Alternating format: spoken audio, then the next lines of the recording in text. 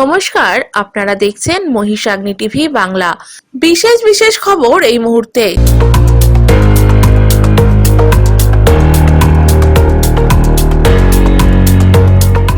তারকেশ্বর বিধানসভা নির্বাচন উপলক্ষে তৃণমূল কংগ্রেস প্রার্থী রামেন্দু সিংহ রায়ের উদ্যোগে একটি সাংবাদিক সম্মেলনের আয়োজন। 23শে মার্চ স্বেচ্ছায় সাধারণ ধর্মঘট পালনের ডাক ওয়েলফেয়ার পার্টির। শুক্রবার ভোট প্রচারে নেমে বিজেপির বিরুদ্ধে সুর চড়ালেন ইংরেজবাজারের তৃণমূল কংগ্রেস প্রার্থী আশিস কুন্ডু। বসিরহাট দক্ষিণে বিজেপি প্রার্থী সৌর্য ব্যানার্জির নাম ঘোষণা হতেই উৎসবের আবহ। সন্দেশখালীর প্রতিবাদী মুখ এবার হিঙ্গলগঞ্জে। উত্তর কলকাতার বিজেপি সংখ্যালঘু মুখ শাহ আলম যোগ দিলেন জনতা উন্নয়ন পার্টিতে। শুক্রবার সকালে পুরাতন মালদার শাহাপুর সেতু মোড়ে তপশিলি সংলাপ যাত্রার ট্যাবলো আনুষ্ঠানিকভাবে সূচনা করা হয়। তারকেশ্বর বিধানসভা নির্বাচন উপলক্ষে তৃণমূল কংগ্রেস প্রার্থী রামেন্দু সিংহ রায়ের উদ্যোগে একটি সাংবাদিক সম্মেলনের আয়োজন।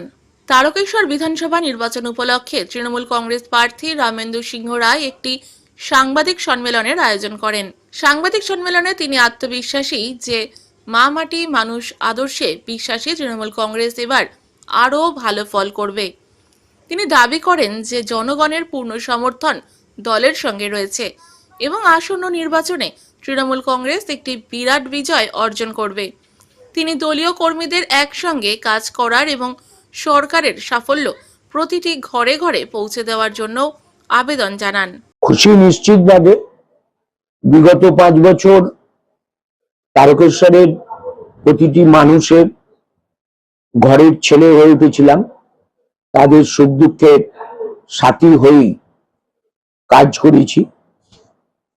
তাই আমার দলের সর্বোচ্চ নেত্রী মমতা বন্দ্যোপাধ্যায় এবং সর্বভারতীয় সাধারণ সম্পাদক অভিষেক বন্দ্যোপাধ্যায় এবং রাজ্য সভাপতি সুব্রত বক্সী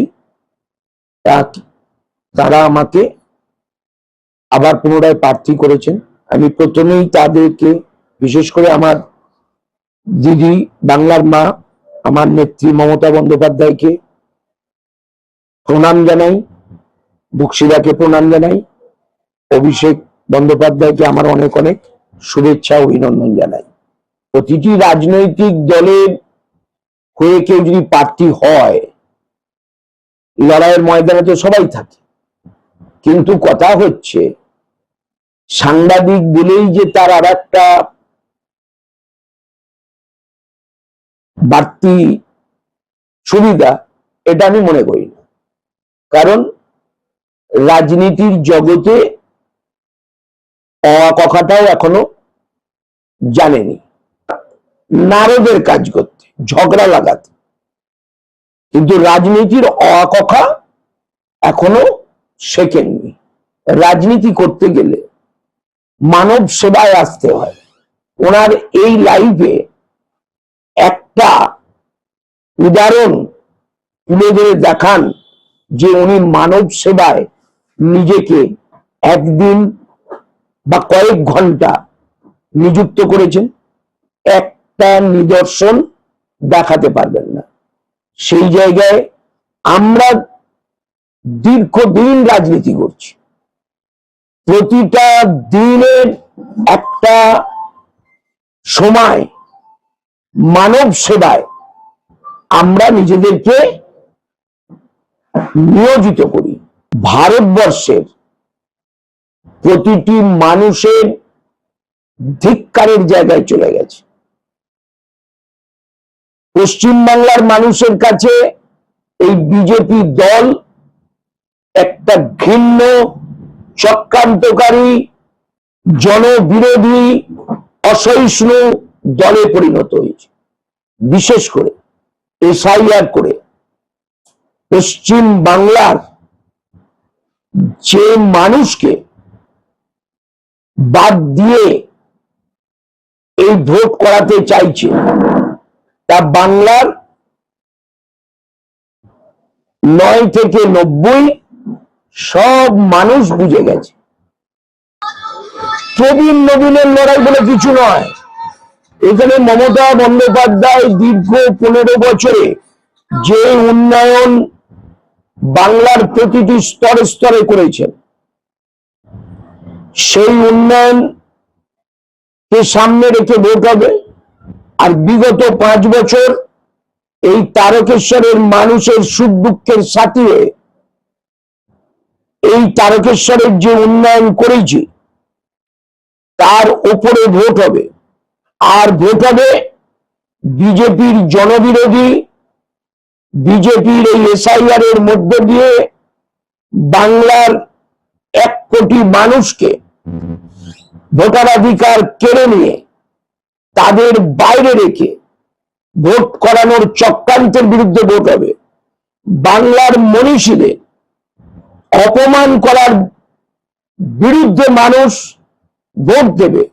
বাংলা ভাষী মানুষদেরকে আমাদের বিজেপির যেখানে ডবল ইঞ্জিনের সরকার, সেখানে যে বাংলাভাষী মানুষদের ওপর অত্যাচার, এমনকি পিটিয়ে মেরে দিচ্ছে, তার বিরুদ্ধে ভোট হবে।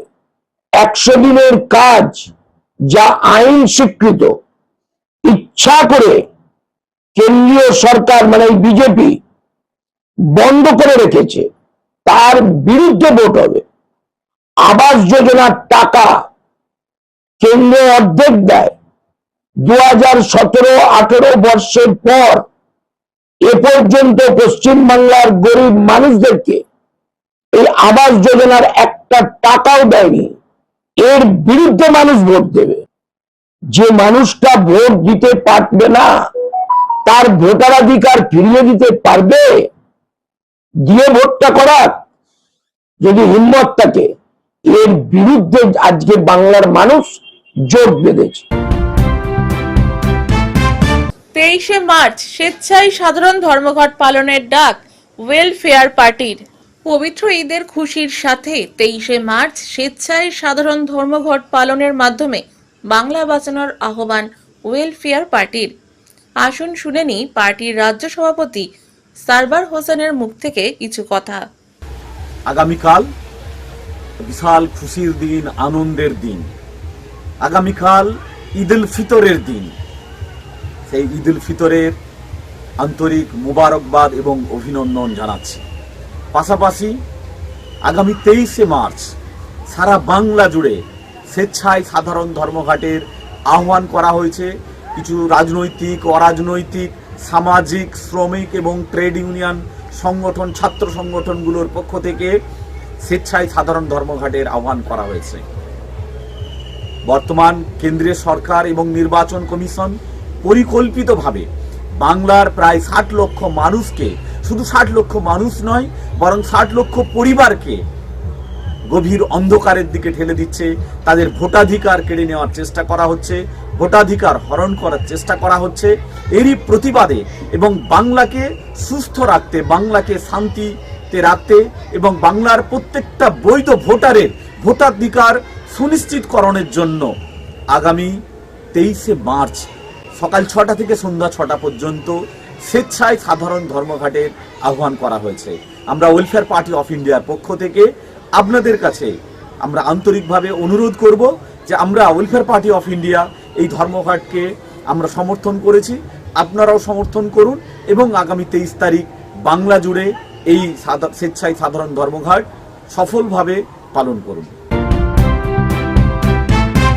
শুক্রবার ভোট প্রচারে নেবে বিজেপির বিরুদ্ধে সুর চড়ালেন ইংরেজবাজারের তৃণমূল কংগ্রেস প্রার্থী আশিস কুন্ডু।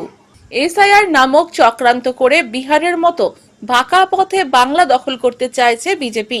বিজেপির এই স্বপ্ন বাংলায় পূরণ হবে না। শুক্রবার মালদা শহরের বুকে ভোট প্রচারে নেবে কার্যত এমনটাই অভিযোগ তুলে বিজেপির বিরুদ্ধে সুর চড়ালেন ইংরেজবাজারের তৃণমূল কংগ্রেস প্রার্থী আশিস কুন্ডু। এদিন মালদা শহরের 26 নম্বর ওয়ার্ড এলাকায় ভোট প্রচার করেন তিনি। স্থানীয় পৌরপিতা গৌতম দাস এবং প্রাক্তন পৌরপিতা শুভদীপ সান্যালকে নিয়ে তিনি গোটা 26 নম্বর ওয়ার্ড এলাকা পায়ে হেঁটেই প্রচার করে বেড়ান। তার সমর্থনে স্থানীয় তৃণমূল নেতাকর্মীরা জোর স্লোগান দেন। এর মধ্যেই তৃণমূল প্রার্থী আশিস কুণ্ডু অলি গলি ঘুরে ভোটারদের দরজায় দরজায় পৌঁছে গিয়ে ভোট প্রার্থনা করেন। কোথাও আবার তার সমর্থনে দেওয়াল লিখনে হাত লাগান। আর এইভাবেই তিনি গোটা ২৬ নম্বর ওয়ার্ডে ভোট প্রচারে কার্যত ঝড় তোলেন। পরে তিনি সংবাদ মাধ্যমের মুখোমুখি হয়ে বলেন, বিজেপি এসআইআর নামক চক্রান্ত করে বাংলার মানুষের ভোটাধিকার কেড়ে নিয়ে বিহারের মতো বাঁকা পথে বাংলা দখল করতে চাইছে। কিন্তু বিজেপির এই স্বপ্ন কখনোই পূরণ হবে না। বাংলার মানুষ মমতা বন্দ্যোপাধ্যায়ের কন্যাশ্রী, রূপশ্রী, যুবশ্রী, লক্ষ্মীর ভাণ্ডারের পক্ষেই ভোট দেবেন। ফলে মমতা বন্দ্যোপাধ্যায়ের চতুর্থবারের জন্য মুখ্যমন্ত্রী হওয়া এখন শুধু সময়ের অপেক্ষা। আজকে আমাদের ইংরেজবাজার পৌরসভার ২৬ নম্বর ওয়ার্ডে এখানকার অত্যন্ত জনপ্রিয় কাউন্সিলর, প্রত্যেকটা মানুষের সুখ দুঃখের নয়নের মণি গৌতম দাস এখানে ওয়ালিং স্টার্ট করেছে। সেই ওয়ালিং প্রার্থীকে দিয়ে লেখা শুরু করিয়ে তারা নির্বাচনী প্রচার শুরু করছে। তার পাশাপাশি এই ওয়ার্ডের পুরনো সমস্ত কর্মী, নতুন কর্মীরা সবাই মিলে মেলবন্ধনের মাধ্যমে এই ওয়ার্ডের যারা তৃণমূল কংগ্রেসের সৈনিক, তারা প্রত্যেকে নেতৃত্ব থেকে সৈনিক সবাই মিলে একসাথে একত্রিত হয়ে ২৬ নম্বর ওয়ার্ডের প্রচার আমরা শুরু করলাম। কি আশাবাদী আপনাকে, কি করছেন আশা করছেন? দেখুন, আশাবাদীর ব্যাপারে এইটুকুটাই বলতে পারি, বিজেপি যে সাম্প্রদায়িক দল এসআইআর নামক চক্রান্ত করে বাংলা থেকে ভোটাধিকার বাংলার মানুষদের কেড়ে নিতে চাইছে। তারা চাইছে ভোট না করে মানুষদের ভোট আটকে দিয়ে ব্যাকা পথে বিহারের মতো রাজ্য দখল করতে। এই স্বপ্ন এই বাংলায় পূরণ হবে না। আপনারা দেখেছেন ২১ সালে নরেন্দ্র মোদী থেকে অমিত শাহ তারা বাংলায় এসে বলেছিলেন ইসবার ২০০ পার। বাংলার মানুষ লক্ষ্মীর ভাণ্ডারের পক্ষে, কন্যাশ্রীর পক্ষে, যুবসাথীর পক্ষে, যুবশ্রীর পক্ষে রায় দিয়ে তাদেরকে বিদায় দিয়েছিল। আর এবারের নির্বাচন সারা বাংলার মানুষ ঐক্যবদ্ধ। শুধুমাত্র বিধানসভা নির্বাচন ২৬-এর মুখ্যমন্ত্রী ঘটন সঠিক সময়ের অপেক্ষা। বাংলার জননেত্রী মমতা বন্দ্যোপাধ্যায় আবার চতুর্থবারের জন্য মুখ্যমন্ত্রী চেয়ারে বসবেন। শুধু এবারের নির্বাচন এই নিরিখে শুধুমাত্র না, এবারের নির্বাচন বাংলা থেকে সমস্ত বাংলাভাষী শপথ নিতে চায়। এই নির্বাচনের পরে দিল্লি নড়িয়ে দেওয়ার নির্বাচন, দিল্লির গদি দখলের নির্বাচন, তার শুরুয়াত হচ্ছে এবারকার এই নির্বাচন। কেমন সাড়া পাচ্ছেন এলাকায়? সারা আপনারাই, তারা যারা আছেন সাথে সমস্ত সাংবাদিক বন্ধুরা, আপনারা দেখেছেন মানুষের কি অকুণ্ঠ সমর্থন আমাদের মুখ্যমন্ত্রীর সাথে, আমাদের সমস্ত নেতৃত্বের সাথে রয়েছে। এটুকুটা বলতে পারি, আমাদের দল প্রার্থী ঘোষণা করার পরে বিজেপি প্রার্থী খুঁজে পাচ্ছে না। এর মাধ্যম দিয়েই উত্তরটা পাচ্ছেন যে মানুষের সারাটা কীভাবে। এবার সারা বাংলায় জুড়ে যেমন আওয়াজ উঠেছে, সেরকম মালদার শহর এবং গ্রামীণ, শহর এবং গ্রাম, দোকান এবং স্কুল, অফিস এবং আদালত সব জায়গায় আওয়াজ উঠেছে এবার আশিস কুণ্ডু জিতছে, বিজেপি এখান থেকে বিদায়। বসিরহাট দক্ষিণে বিজেপি প্রার্থী সৌর্য ব্যানার্জির নাম ঘোষণা হতেই উৎসবের আবহ। বসিরহাট দক্ষিণ বিধানসভা কেন্দ্রের বিজেপি প্রার্থী হিসেবে ডক্টর সৌর্য ব্যানার্জির নাম ঘোষণার পর থেকেই উৎসবের আবহ তৈরি হয়। বসিরহাটের ভূমিপুত্র হিসেবে পরিচিত এই চিকিৎসককে প্রার্থী তালিকায় দেখে উচ্ছ্বসিত হয়ে পড়েন দলীয় কর্মী সমর্থকরা। খবর ছড়িয়ে পড়তেই দলে দলে বিজেপি কর্মীরা তার বাড়িতে ভিড় জমান। ফুলের মালা পরিয়ে, গেরুয়া আবির মাখিয়ে এবং মিষ্টি মুখ করিয়ে নিজেদের আনন্দ প্রকাশ করেন তারা। এই উচ্ছ্বাসের মধ্যেই প্রথম প্রতিক্রিয়ায় ডক্টর সৌর্য ব্যানার্জি স্থানীয় একাধিক সমস্যার কথা তুলে ধরেন। তার দাবি, বসিরহাটে মহিলাদের নিরাপত্তা এখনো বড় প্রশ্নের মুখে। এলাকায় বিভিন্ন সময়ে ঘটে যাওয়া ঘটনাকে সামনে রেখে তিনি বলেন, সাধারণ মানুষ বিশেষ করে মহিলারা নিজেদের নিরাপদ মনে করছেন না। নির্বাচনে জয়ী হলে মহিলাদের নিরাপত্তা নিশ্চিত করাই তার অন্যতম অগ্রাধিকার হবে বলে জানান তিনি। শুধু নিরাপত্তাই নয়, বসিরহাটের দীর্ঘদিনের পানীয় জলের সমস্যাকেও তিনি গুরুত্ব দিয়েছেন। তার কথায়, বহু এলাকায় এখনো পর্যাপ্ত ও বিশুদ্ধ পানীয় জলের অভাব রয়েছে, যা সাধারণ মানুষের দৈনন্দিন জীবনে বড় সমস্যা তৈরি করছে। নির্বাচনে জিতলে এই সমস্যার স্থায়ী সমাধানের জন্য উদ্যোগ নেওয়া হবে বলেও আশ্বাস দেন তিনি। স্থানীয় ইস্যুকে সামনে রেখে নির্বাচনী লড়াইয়ে নামতে চাইছেন ডক্টর সৌর্য ব্যানার্জি। প্রার্থী পদ ঘোষণার পর থেকেই তার বাড়িতে কর্মী সমর্থকদের ভিড় এবং উচ্ছ্বাস স্পষ্ট করে দিচ্ছে আসন্ন বিধানসভা নির্বাচনকে কেন্দ্র করে বসিরহাটে রাজনৈতিক পারদ ক্রমেই চড়ছে।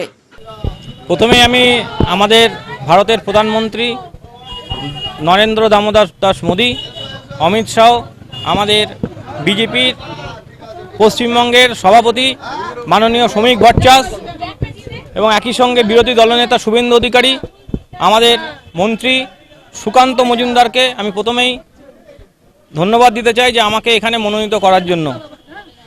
খুব ভালো লাগছে, এখানে সবাই এসছে, এক খুবই ভালো একটা অনুভূতি আমার মধ্যে এখন চলছে। জেতার ক্ষেত্রে আমরা এখানে সম্পূর্ণরূপে আশাবাদী। এই মাটি বিজেপির মাটি, এখানে একসময় আমাদের ভারতীয় জনতা পার্টির সভাপতি মাননীয় শ্রমিক ভট্টাচার্য মহাশয় এখানে জিতেছিলেন, তো আবার তার এখানে পুনরাবৃত্তি হবেই হবে। দেখুন, মানুষের কাছে বার্তা নিয়ে যাওয়ার খুবই একটা পরিষ্কার আমাদের কাছে এখন হিসেব, সেটা হচ্ছে যে পশ্চিমবঙ্গ সহ বসিরহাট এই শহর পুরোপুরি অবহেলিত। এখানে কোনো উন্নয়ন নেই, এখানে মহিলাদের কাছে কোনো সুরক্ষা নেই, এখানকার সমস্ত কিছু একেবারে দুর্বৃত্ত রাজ চলছে। একই সঙ্গে এখানে করাপশান ব্যাপকভাবে, প্রত্যেকটা রন্ধ্রে রন্ধ্রে করাপশান ঢুকে গেছে। তো মানুষ সব কিছু জানে, মানুষের কাছে শুধু যাওয়া নিয়ে ব্যাপার। মানুষ আমাদেরকে ঢেলে ভোট দিতে চাইছে এবং মানুষ আমাদেরকে ঢেলে ভোট দেবে। আগামী 4 তারিখ যে দিন আসছে সেদিনকে দেখবেন যে এখানে গেরুয়া পতাকা উঠবে, এখানে বিজেপির পতাকা উঠবে, আমরা সবাই একসঙ্গে এখানে গেরুয়া আবির খেলবো। বসিরহাট থেকে মৌসুমী দাসের রিপোর্ট, মহিষাগ্নি টিভি বাংলা। সন্দেশখালীর প্রতিবাদী মুখ এবার হিঙ্গলগঞ্জে। 2024-এর লোকসভা ভোটের আগে সন্দেশখালীতে যে উত্তাল পরিস্থিতি তৈরি হয়, সেই পরিস্থিতির মূল প্রতিবাদী মুখ ছিলেন রেখা পাত্র। 2026-এর বিধানসভা নির্বাচনে বিজেপি প্রার্থী হিসেবে রেখা পাত্র লড়াই করছে হিঙ্গলগঞ্জ বিধানসভা থেকে। যদিও দলের অন্দরমহলে কান পাতলে শোনা যাচ্ছে বহিরাগত তকমা, কিন্তু সেই বহিরাগত তকমা সংবাদ মাধ্যমের সামনে উড়িয়ে দিলেন রেখা পাত্র। জেতার ব্যাপারে 100% আশাবাদী রেখা পাত্র কি বললেন শুনে নিই। আমরা 100% আশাবাদী, কেননা মানুষ যেভাবে এই হিঙ্গলগঞ্জ, সন্দেশখালী, টোটাল বসিরহাট জুড়ে যেভাবে মানুষ এই তৃণমূল দ্বারা যেভাবে অত্যাচারিত, নিপীড়িত, সেখানে শুধুমাত্র মানুষ বিজেপি সরকারকেই চান এবং বিজেপিকে প্রতিষ্ঠা করার জন্য তারা বিজেপিমুখী হয়ে আছেন। আমাদের শুধুমাত্র তাদের কাছে যেতে হবে, তাদের পাশে পৌঁছাতে হবে এবং তাদের আশীর্বাদ নিতে হবে আমাদের। দেখুন, যারা বহিরাগত বলছে তারা মনে হয় জানে না যে রেখা পাত্রের জন্মস্থান হিঙ্গলগঞ্জে বিধানসভার মধ্যেই। শুধুমাত্র সন্দেশখালীর ডাকে বুথগুলো চলে গেছে বলে সন্দেশখালীর আমি নই, আমার চেনা পরিচিত বিধানসভা হিঙ্গলগঞ্জ। তাই আমার লড়াই সন্দেশখালী হোক আর হিঙ্গলগঞ্জে হোক, যেখানেই দেবেন পার্টি, যেখানে আমাকে দলের কাজ করতে দেবেন, আমি সেখানে হয়েই লড়াই করব। দেখুন, আমাদের ওনারা যেগুলো, যে কন্যাশ্রী, যুবশ্রী, যে ভাতা, যে আজকের শিক্ষিত সমাজকে, যে যুব সমাজকে আজকের সিটডাড়া ভেঙে দিয়ে এই যুবসাথীর ব্যবস্থা করেছে, সেই ব্যবস্থাপনাটা একদমই সুবিধার নয় আর সুরক্ষিত নয় মানুষের জন্য। এটা শুধুমাত্র ভোট বাক্সের দিকে তাকিয়ে আমাদের বর্তমান তৃণমূল সরকার এটাকে একটা মানুষকে এই যুবসাথীর মাধ্যমে প্রতারণা করছে মানুষের সাথে। এটা মানুষের কাছে বড় ফ্যাক্ট নয়। মানুষের কাছে ফ্যাক্ট হচ্ছে যে বিজেপি সরকার আসবে, এখানে কর্মসংস্থান হবে, যুব সমাজের জন্য চাকরি ব্যবস্থা থাকবে এবং যে স্বনির্ভর মা বোনেরা তাদের জন্য বিভিন্ন কর্মসূচি থাকবে এবং কাজ থাকবে তাদের জন্য। আমাদের এখানে বিভিন্ন কর্মশালা তৈরি হবে। উত্তর কলকাতার বিজেপি সংখ্যালঘু মুখ শাহ আলম যোগ দিলেন জনতা উন্নয়ন পার্টিতে। উত্তর কলকাতার বিজেপির সংখ্যালঘু মোর্চার সভাপতি শাহ আলম যোগ দিলেন হুমায়ুন কবিরের আম জনতা উন্নয়ন পার্টিতে। তার হাতে দলীয় পতাকা তুলে দেন আম জনতা উন্নয়ন পার্টির রাজ্য সভাপতি পীরজাদা খোয়ায়েব আমিন। জনতা পার্টির এন্টালির সম্ভাব্য প্রার্থীও তিনি। দীর্ঘদিন ধরে উত্তর কলকাতার রাজনীতির সঙ্গে যুক্ত আছেন শাহ আলম। কংগ্রেস দিয়ে রাজনীতিতে পথ চলা শুরু করলেও পরবর্তীতে 2017 সালে তিনি ভারতীয় জনতা পার্টিতে যোগ দেন। দীর্ঘদিন ধরে সংখ্যালঘু অধ্যুষিত এন্টালির মতো এলাকা থেকে বিজেপি করে আসছেন তিনি। বিগত কয়েকটি নির্বাচনে বিজেপিকে দ্বিতীয় স্থানে নিয়ে এসেছেন বলে দাবি তার। যদিও দল তাকে যোগ্য সম্মান না দেওয়ায় বিজেপি ছেড়ে তিনি জনতা উন্নয়ন পার্টিতে যোগ করলেন। নতুন দলে যোগদান করে শাহ আলম বলেন, দীর্ঘদিন ধরে ভারতীয় জনতা পার্টি আমাকে রীতিমতো ব্যবহার করেছে।